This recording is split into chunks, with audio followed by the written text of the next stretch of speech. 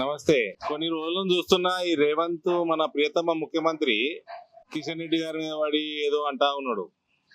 మోడీ గారు మంచోడట, కిషన్ రెడ్డి గారు చెడ్డోడట, కిషన్ రెడ్డి గారు దేనికి అడ్డం పడ్డాడట. దేనికి అడ్డం పడ్డాడు చెప్పు, ఎట్లా అడ్డం పడ్డాడు చెప్పు. నువ్వు పోయి ప్రధానమంత్రి గారు కలిసి వచ్చినావు కదా, నీ ఆఫీసర్లు నాకు అప్పచెప్పు, కిషన్ అన్న ఎంబడ పెట్టుకుందాము, నేను తీసుకొని పోతా.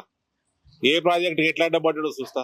నువ్వు నీ ప్రాజెక్టులకి నువ్వు వేయాల్సిన ల్యాండ్ ఇస్తున్నావా సక్రమంగా, నువ్వు పెట్టాల్సిన నీ షేర్ ఆఫ్ ఫండ్స్ పెడుతున్నావా రాష్ట్ర ప్రభుత్వం నుంచి, రాష్ట్ర ప్రభుత్వం నుంచి చేయాల్సిన ఫార్మాలిటీస్ ఏమని అన్ని చేస్తున్నావా, అవన్నీ చేయంగా నరేంద్ర మోడీ గారు ఏమి ఇస్తలేరు, కిషన్ రెడ్డి గారు ఏం అడ్డం పడ్డారు చూద్దాము. తేల్చేస్తే అయిపోతుంది కదా, ప్రజల ముందర స్పష్టంగా పెట్టేద్దాము.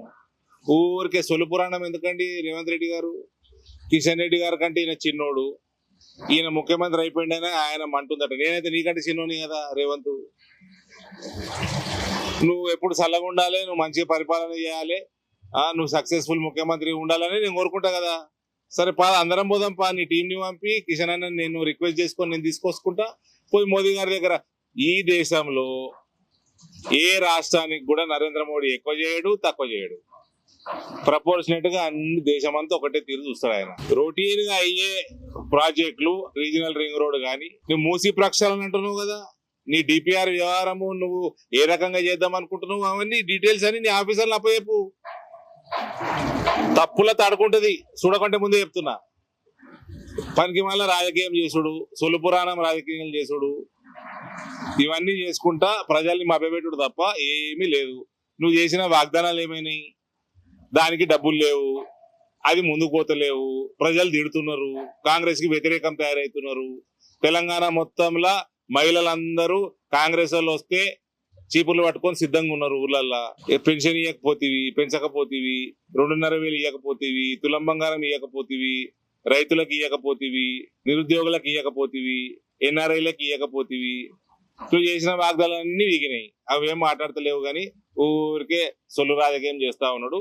క్లియర్ గా స్పష్టంగా చెప్తున్నా, నీకు ఎక్కడ ప్రాజెక్టులు ఆగినాయి, ఏ ప్రాజెక్టులు ఆగినాయి, నీ ఆఫీసర్లు అప్పచెప్పు. నువ్వు పోయి ప్రధానమంత్రి గారు కలిసి వచ్చి నీ ఫార్మాలిటీ చేసుకుంటావు, సంతోషం.